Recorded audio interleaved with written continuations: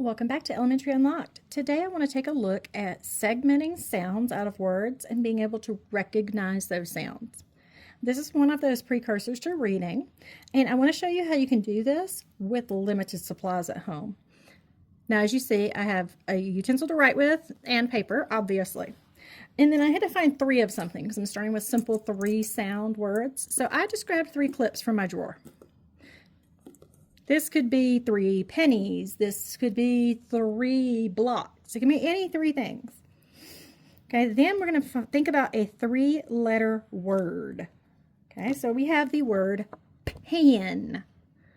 Pan. So we ask the child to listen to the word pan and then take each sound out. P, a, n, pan. Now, if you want them to then be able to change it, what you want to do is ask them, can you change that word so that instead of starting with p, it starts with f? And they have to think, this is the p. If I take out the p, I have an.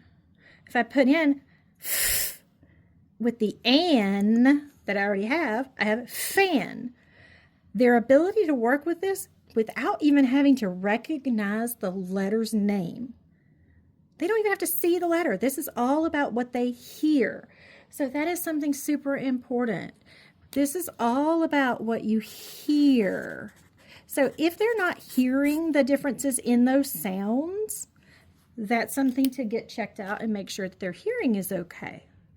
But you also want to make sure that they're not taking and changing up the word into something that isn't right. So we started out with p and we asked them to change it to fan. And if they pulled this out and then put this back and said fan, but this was the N, they didn't actually understand that they were starting with a beginning sound. Now, where does this go from here? This leads us into rhyming. Because if we have pan and we have the P-A-N, which can be on a piece of paper, it can be written out, it can be anything you want it to be. It's up to you. Pan.